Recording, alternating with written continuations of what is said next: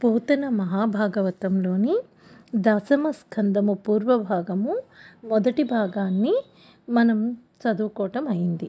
ఆ భాగంలో దేవకీదేవి గర్భాన విష్ణుమూర్తి ఉన్నారని, ఆయన జన్మిస్తారని దేవకీదేవికి ధైర్యం చెబుతూ దేవతలందరూ వచ్చి చెప్పడం వరకు పూర్తయినది.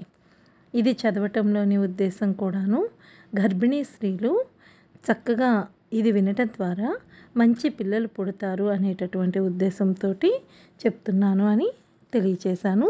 ఇప్పుడు మనం రెండో భాగానికి వెళదాము. దశమస్కందము పూర్వభాగం చదువుతున్నాము. దేవకీదేవి దేవదేవుని కన్నది. అప్పుడు సప్త సముద్రాలు స్వచ్ఛములై పొంగిపోయాయి. మేఘాలు వినసొంపుగా ఉరిమాయి. కమ్మని గాలి చల్లగా మెల్లగా వీచింది. హోమాగ్నులు అందంగా ప్రకాశించాయి. సరస్సులు పద్మాలతో తుమ్మెదలతో వికసించాయి. నదులు నిర్మల జలాలతో ప్రవహించాయి.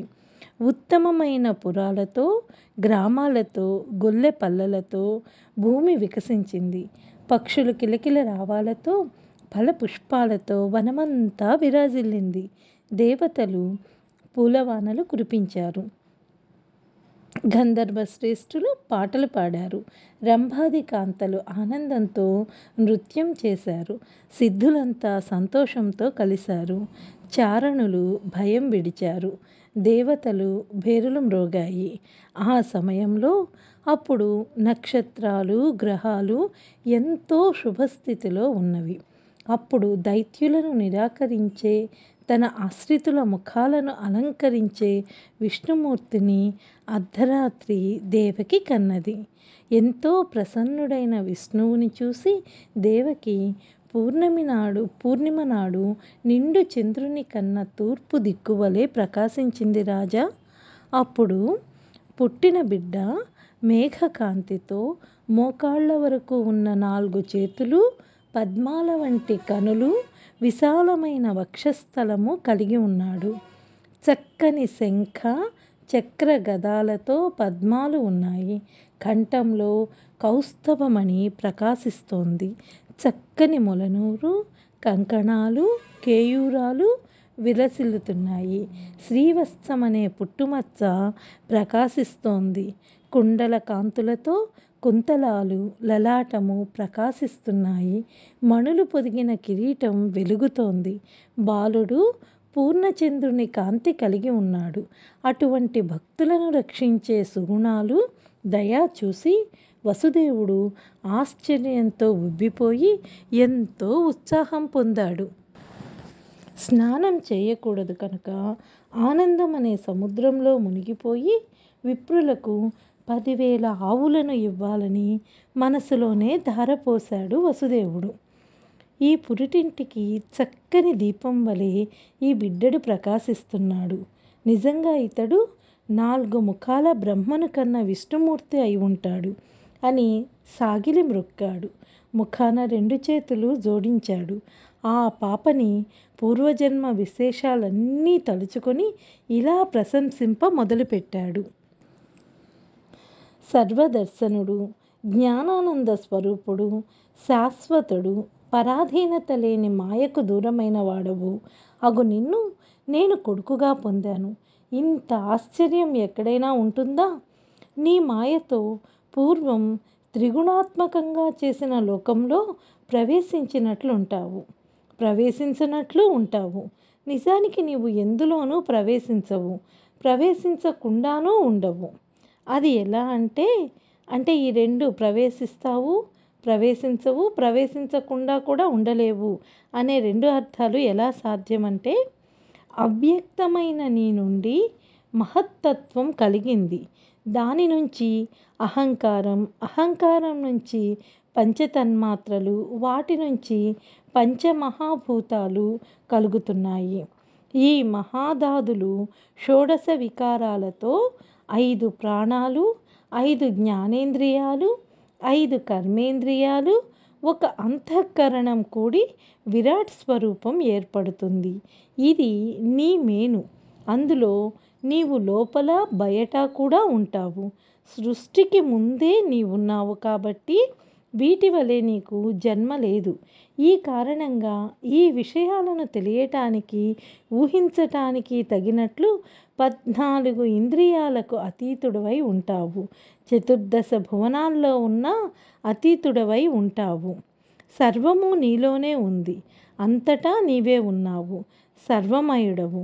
నీకు లోపల సంధి, వెలుపల అనేవి లేవు. ఆత్మ వల్ల కలిగే దేహాదులను ఆత్మ కంటే వేరని తలచేవాడు పరమ మూఢుడు.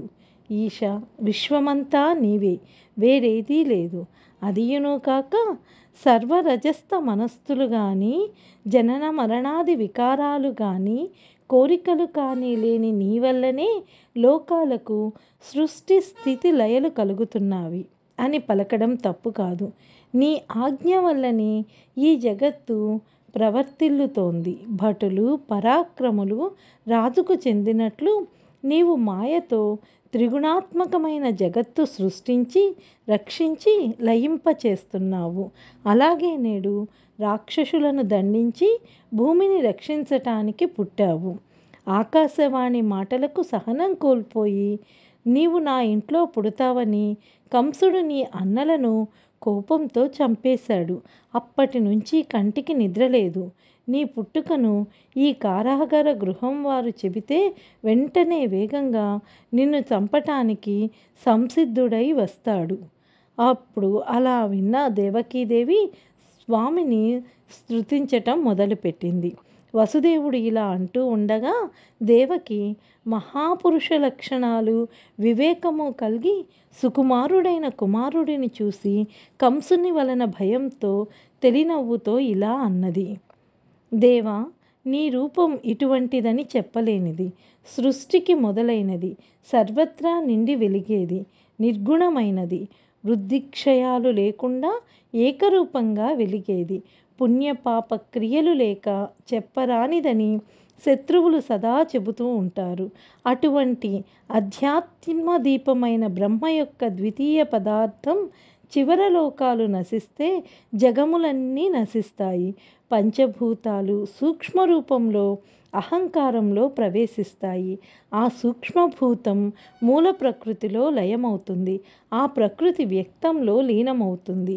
వ్యక్తము కూడా అవ్యక్తంలో అణిగిపోతుంది. అప్పుడు నీవు శేషుడని విరాజిల్లుతావు. విశ్వేశ్వర, విశ్వమంతా నీ లీలతో త్రిప్పుతూ ఉంటావు. దానికి ఆధారమైన అవిద్యకు నీవు చుట్టానివి. శాశ్వతము, అనంతము అయిన కాలమంతా మాయ. మాధవ, నీవు అందరికీ మేలు చేస్తావు. నిన్నెవరు సేవిస్తారో వారికే లక్ష్మి, మృత్యుజయము కలిగి సుఖాన్ని, అభయాన్ని పొందుతారు. కమలాక్ష, ప్రాచీన యోగులు ఒంటరిగా ఉండి యోగ మార్గంలో నిన్ను చూశామని అంటారు. కానీ నిజంగా నీ ఈ రూపం చూడరు. నీ ఈ రూపం నేను నా చక్షువులతో చూడగలిగాను. కానీ ఈ నీ నిజ రూపం చూడలేను. నీ రూపం ఉపసంహరించి లౌకిక రూపం చూపించు. నీకు నమస్కరిస్తున్నాను. ప్రళయకాలంలో ఈ విశ్వమంతా పెద్దదైన నీ కడుపులో దాచగలిగిన గొప్ప నటుడవు నీవు. ఇప్పుడు నా గర్భంలో పుట్టడం నీ మాయ కదా పరమపురుష. పద్మాక్షుడవైన నీవు నిజంగా నాకు పుడతావని కంసుడు నన్ను చాలా కాలం కారాగార గృహంలో ఉంచాడు. ఆ మలినాత్ముని శిక్షించి భయపడే మమ్మల్ని రక్షించు. మేము నోచిన నోములన్నీ లోటు లేకుండా నీ రూపంలో ఫలించాయి. ఇలా దేవకీదేవి విన్నవిస్తే భగవంతుడు ఇలా అన్నాడు. అమ్మా, పూర్వం స్వయంభువ మన్వంతరంలో పృష్ణి అనే మహాపతివ్రతవు నీవు. వసుదేవుడు సుతపుతుడనే ప్రజాపతి. మీరిద్దరూ సృష్టికాలంలో బ్రహ్మ ఆజ్ఞతో ఇంద్రియాలను జయించి సాహసంతో వాన, గాలి, ఎండ, మంచులకు తట్టుకొని ఒంటరులయ్యి మీ రూపాలు మెరుగెక్కి ప్రకాశించాయి. ఆకులు అలమలు తిని ఏ కళంకము లేకుండా వేగిపోతూ 12,000 సంవత్సరాలు తపస్సు చేశారు. నన్ను జపించి సమీపించి అతిశయించి పూజించారు. అప్పుడు నేను మీకు నా రూపం చూపించి స్థిరమైన వరాలు వేడుకోండి అన్నాను.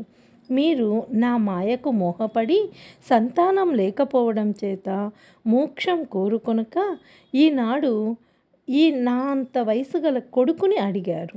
దానికి నేను మెచ్చుకొని అలాగే వరమిచ్చాను. మీకు నేను వృష్ణి గర్భుడనయ్యేటట్లు పిల్లవాడినయ్యాను. రెండో జన్మలో మీరు అదితి కశ్యపుడనే పేర్లతో ప్రసిద్ధులైన దంపతులుగా జన్మించారు. అప్పుడు నేను వామనుడిగా పుట్టాను. అప్పుడు ఇంద్రునికి తమ్ముడిని అయ్యాను. ఇప్పుడు మూడో జన్మలో మీ ఇద్దరికీ కొడుకునయ్యాను. పూర్వం జరిగినది చెప్పాను. ఇక పిమ్మట మీ యందు నాకు జన్మయే లేదు. కొడుకని పరమానందపూర్ణమైన బ్రహ్మమని నన్ను తలచుకుంటూ ఇప్పుడు మూడో జన్మలో మీ ఇద్దరికీ కొడుకునయ్యాను. పూర్వం జరిగింది చెప్పాను. ఇక పిమ్మట మీ యందు నాకు జన్మయే లేదు. కొడుకని పరమానందపూర్ణమైన బ్రహ్మమని నన్ను తలుచుకుంటూ నా మార్గంలో చేరుతారు. ఇక మీకు జన్మము లేదు అని పలికెను. అటు పిమ్మట ఈశ్వరుడు ఆ రూపం విడిచెను. రెప్పలార్పకుండా తల్లిదండ్రులు తన్ను చూస్తూ ఉండగానే చిన్నవాడై అప్పుడే పుట్టిన బిడ్డవలే కొన్ని వేడుకలు చేశాడు. అప్పుడు వసుదేవుడు తాను చేయవలసిన పనులు శ్రీహరి వలన తెలిసినవాడు కాబట్టి ఆ పురిటింటి నుండి బిడ్డను తీసుకొని పరిగెత్తిపోవాలని గ్రహించాడు. అప్పుడు నందుని భార్య యశోదకు ఆడబిడ్డగా యోగమాయ జన్మించింది. అప్పుడు వసుదేవుడు బిడ్డను చేతులతో రొమ్మున పెట్టుకుని చప్పుడు చేయకుండా మెల్లగా అడుగులు వేస్తూ పురిటింటిలో నుండి బయటకు వచ్చాడు. అప్పుడక్కడ రేపల్లెలో నందుని సతి యశోదకు యోగమాయ పుట్టినది. ఆ సమయంలో ఆ ఊరి వారిని కావలి వారిని కూడా ఒక మైకం కమ్మింది. అప్పుడు వసుదేవుడు నిశ్శబ్దంగా తప్పటడుగులు వేస్తుండగా ఇనుప గొలుసులు మెలికలు విడిపడ్డాయి. తాళాలు బిడ్డకు అడ్డం కాలేదు, ఊడిపడిపోయాయి. తలుపులు తెరుచుకున్నాయి. మొగసాలలు దాటి వసుదేవుడు ముందుకు వెళుతున్నాడు. వెనక శేషుడు తలుపులు మళ్ళీ మూసేస్తూ పడగలు విప్పారి బాలుని కప్పి రక్షిస్తూ వస్తున్నాడు. ఎత్తైన కెరటాలతో ఆకాశమంటుతున్న యమున పూర్వం శ్రీరామునికి సముద్రం త్రోవ ఇచ్చినట్లుగా త్రోవ ఇచ్చింది. ఇలా యమునను దాటి వేగంగా వెళ్ళి నందుని మంద చేరాడు. అక్కడ గాఢ నిద్రలో ఉన్న గొల్లలకు చెప్పకుండా యశోద శయ్య మీద ఉన్న చిన్ని నల్లనయ్యను ఉంచి వెంటనే ఆమె కూతురిని ఎత్తుకొని తిరిగి వచ్చి ఆ పాపను దేవకీదేవి పక్క మీద ఉంచాడు. వెంటనే వసుదేవుడి కాళ్లకు సంకెళ్ళు తగిలించుకొని భయపడుతూ బెదురుతున్నట్లు ఏమీ తెలియని వాని వలె శరీరం దాటుకుంటూ నేర్పుగా ఒదిగి ఉన్నాడు. కృష్ణుని తీసుకురావటం, తన కూతురుని తీసుకుపోవటం తెలియక యశోద గాఢ నిద్రలో ఉంది. అంతలో బాలిక ఆవురుమంటూ ఏడ్చింది. ఆ చిన్న చప్పుడు విని కావలివారు మేల్కొని చూశారు. తలుపులు తాళాలు పూర్వం వలనే వేసి ఉన్నాయి. వెంటనే చక్కగా వచ్చి దేవకి నీళ్లాడింది రమ్మని కంసునితో చెప్పాడు. అతడు చిరాకుగా లేచిన తొందరలో సిగముడి విడిపోయింది. పైవస్త్రం వేలాడుతోంది. సహనం వదిలింది. రోషంతో వైరంతో పురిటింటికి వచ్చి ఆ పాపను చంపటానికి సమీపించాడు. అప్పుడు దేవకీదేవి అడ్డం వచ్చి ఇలా అంది. అన్నా, శాంతించు. ఇది అల్లుడు కాదు, మేనకోడలు. ముద్దు చెయ్యి. స్త్రీని చంపటం రాజులకు మర్యాద కాదు. సత్కీర్తితో జీవించి మహాత్ముల మార్గాన నడుచుకో. నేను నీ చెల్లెలిని కదా, నిన్ను శరణు వేడుతున్నాను. అయ్యో, 6 కొడుకులను పట్టుకొని చంపావు. ఇది ఆడపిల్ల, కోడలు, దీన్ని కూడా చంపాలా? పంతం కలవాడివి నీవు. అన్నా, కరుణించు. పుత్రుడు నీ బ్రతుకునకు శత్రువని విన్నావు కాబట్టి చంపతగును. కానీ నేను పుత్రికలకు నోచుకోలేదు. అందుచేత పుత్రీదానం చేసి కనీసం ఈ బిడ్డనన్నా నాకు దక్కించేలా చేసి పుణ్యం పొందు అని పైట చక్కగా సవరించుకుంటూ పలవరిస్తూ భ్రాంతిపడి కూతురిని అక్కున చేర్చి చెక్కున చెక్కుమోపి వెంటనే పైట కొంగుతో చలించిపోతూ కప్పి పెద్దగా ఏడిస్తే కలియబడి వాడు గౌరవం లేకుండా చెల్లెలిని తిట్టి పురిటి బాలిక ఏడుస్తూ ఉంటే పెద్ద ధ్వనితో కాళ్ళు పట్టిలాగి వేగంగా నేలకేసి కొట్టాడు. కానీ ఆ బాలిక నేల మీద పడక అవలీలగా పైకి ఎగిరింది.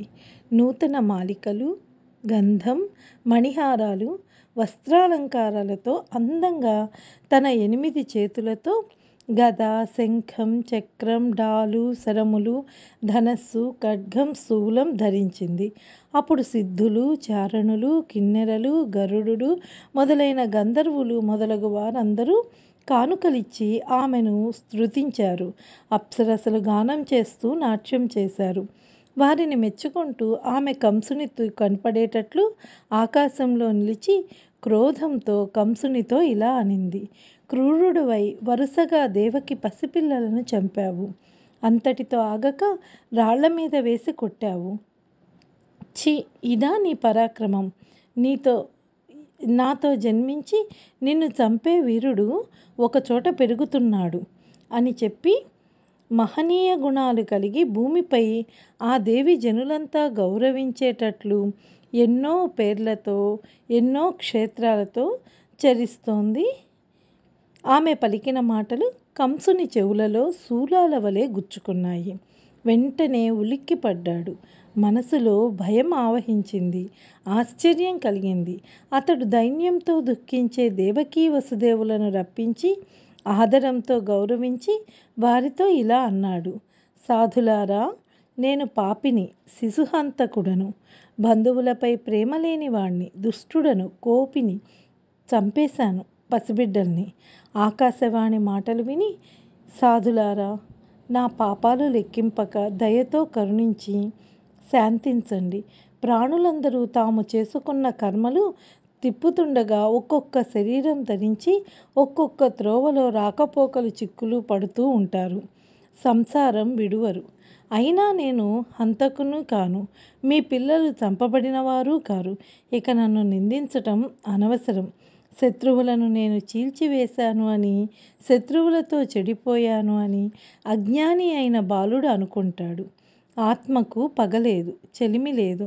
వాటి రహస్యం కర్మబంధం సుమా అని పలికి కన్నీరు పెట్టుకొని దుఃఖించి భయపడుతూ దేవకీదేవుల పాదాలు పట్టుకున్నాడు. సంకెళ్ళు విప్పించాడు. ప్రేమగల మాటలతో మనసంతా ఒకటే, మనమందరం ఒకటే అనే భావం కలిగించాడు. అలా పశ్చాత్తాపం చూపించిన కంసుని చూసి కోపం విడిచి వసుదేవుడు కంసునితో ఇలా అన్నాడు: బావా, నీ మాటలు నిజమే. ప్రాణులు జ్ఞానం నశించి నీవు నేను అనే భేదబుద్ధితో లోభం, మోహం, మదం, భయం, వైరం, సంతోషం, శోకం, ఆవేశాలతో ఒకరినొకరు చంపుకుంటుంటారు. పరస్పరం భ్రాంతి చెంది సర్వరూపాల్లోనూ ఉన్న భగవంతుని తెలుసుకోరు. ఇలా ప్రసన్నులైన దేవకీదేవుల అనుమతి పొంది కంసుడింటికి వెళ్ళి ఆ రాత్రి గడిపి మరునాడు ఉదయమే తన వంశంలోని మంత్రులను పిలిచి యోగనిద్ర వలన తాను విన్న విషయమంతా తెలిపాడు.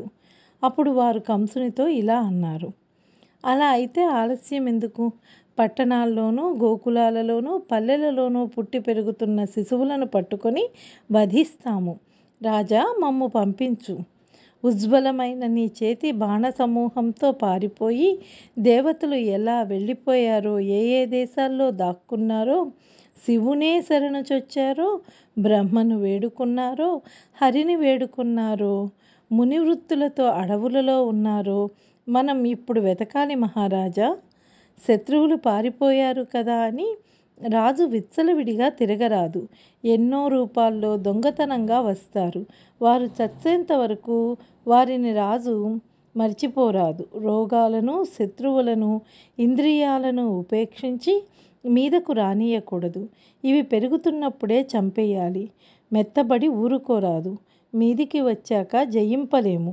దేవతలందరికీ విష్ణువు ముఖ్యుడు. గోవులు, బ్రాహ్మణులు, సహనం, వేదాలు, కరుణ, సత్యం, యాగాలు, తపస్సు, దమం, శ్రద్ధ, శాంతి ఇవన్నీ విష్ణుమూర్తి శరీరాలు. వీటిని సంహరిస్తే అతడు అంతమవుతాడు. అందుచేత దేవతలను చంపుదామా, బెదిరింపులతో రంకెలతో తపస్సు చేసుకునే వారిని చంపి యమలోకాలకి పంపించమంటారా? దూడలతో సహా ఆవులను నరకమంటారా? బ్రాహ్మణులను వెళ్ళగొడదామా? వేదాలు చింపేద్దామా? భూమినంతా హరించమంటారా? రాజా, మమ్మల్ని పంపించండి అని అంటూ ఉన్న మంత్రుల మాటలు విని బ్రాహ్మణ విరోధం నిషిద్ధం అని అనుకోక కాలపాశానికి బద్ధుడై విప్రులు మొదలగు సాధుమానవులను చంపటానికి రాక్షసులను పంపి కంసుడు అంతఃపురానికి వెళ్ళిపోయాడు.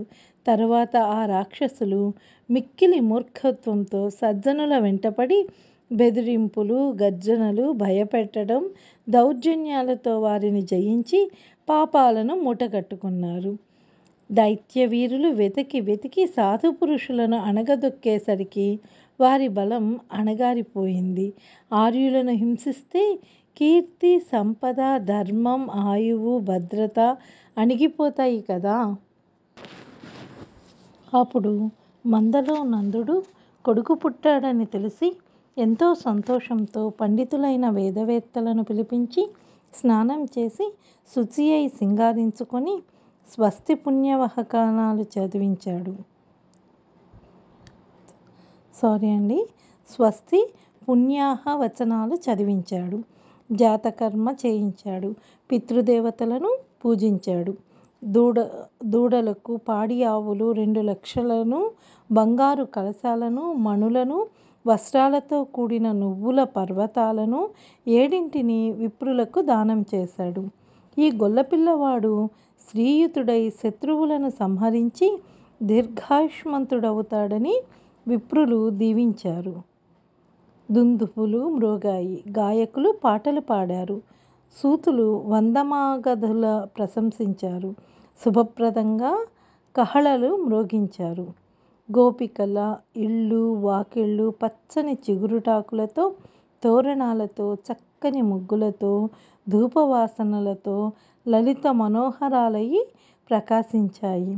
పశువులన్నీ పసుపు, నూనె కలిపి రాయటంతో బంగారు పించాలు కాంతితో పసిమిగలగ రంగు కలిగి పశువులన్నీ మందలో వెలుగొందాయి.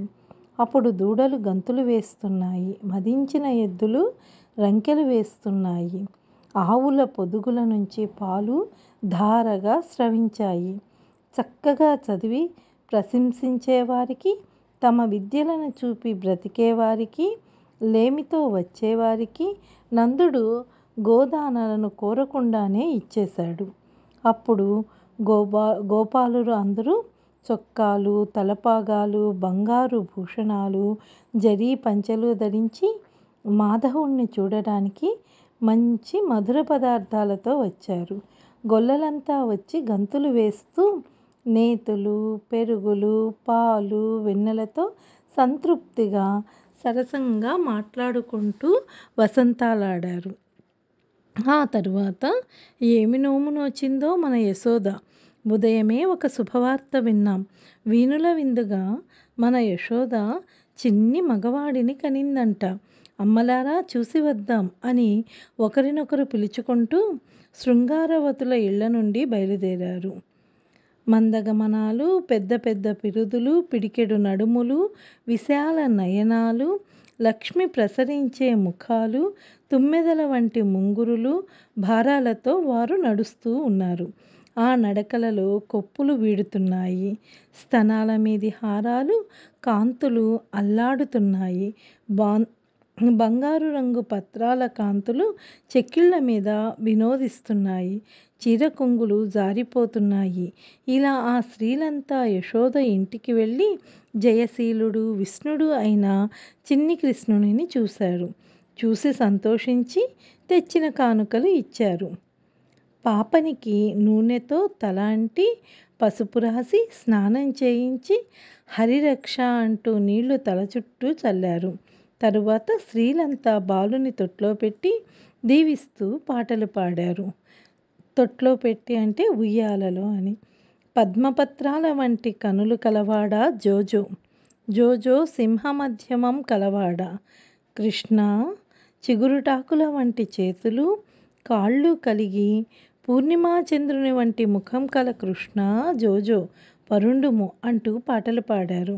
ఎన్నోసార్లు లోకాలన్నింటినీ చాలా నీళ్లలో సముద్రాల్లో ముంచి వెలుగొందే తోయగాడు ఇప్పుడు గోపస్త్రీల చేతులలోని నీళ్లతో తడుస్తున్నాడు.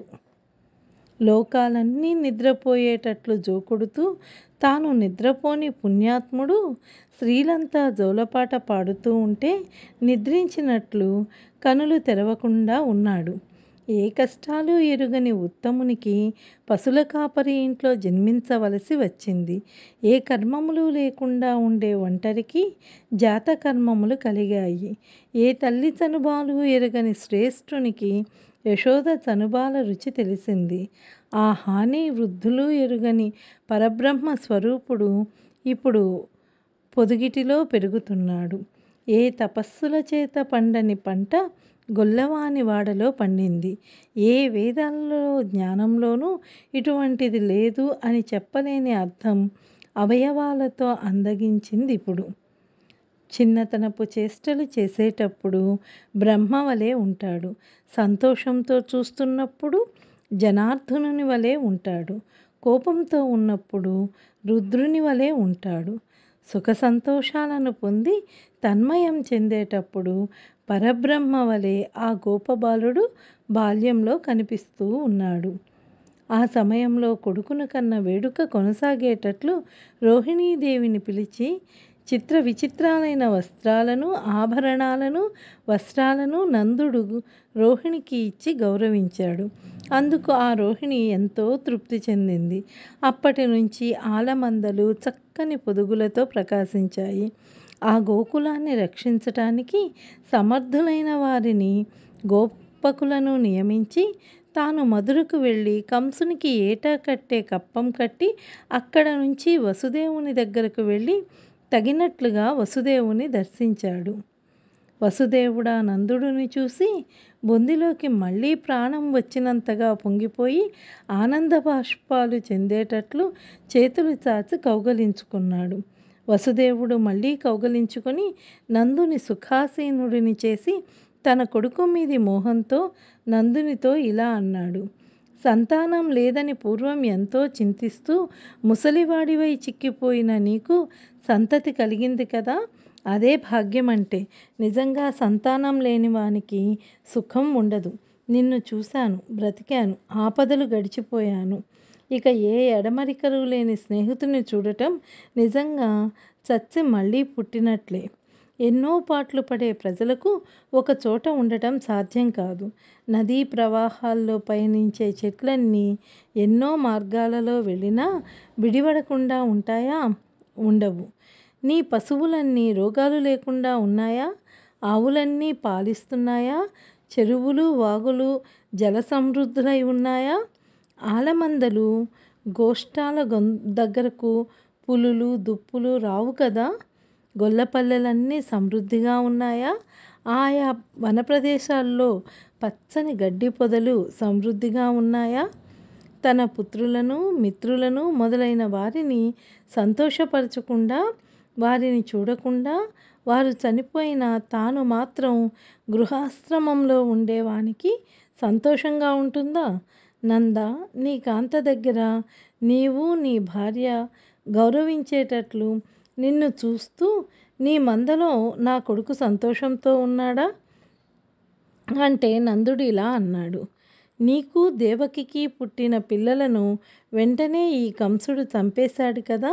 చివరి పిల్లలను చంపబోతే అది ఆకాశానికి ఎగిరింది. అది దైవవశాత్తు జరిగింది. దైవవశమైన ఆపదలు వస్తే తెలిసినవాడు శోకిస్తాడా? ఊరడిల్లు, నా కొడుకు కూడా నీ కొడుకే అనగానే వసుదేవుడు నందునికి ఇలా అన్నాడు. రాజు కంసుని కప్పం కట్టావు, మమ్మల్ని చూశావు, మేము నిన్ను చూశాము, మేలు జరిగింది. ఇక వెళ్ళు, గోకులంలో ఉత్పాతాలు కలిగేటట్లున్నాయి, నీవు జాగ్రత్తగా ఉండాలి అని చెప్పి వసుదేవుడు నందునికి మొదలైన వాళ్ళందరినీ వీడ్కోలు పలికాడు. వారు వేగముగా గిత్తెల బండ్లు ఎక్కి తమ తమ పల్లెలు త్రోవలు పట్టి వెళ్ళారు. నందుడు ఉత్పాతాలు ముందు చూసి శౌరితో తనతో మాట్లాడినట్లు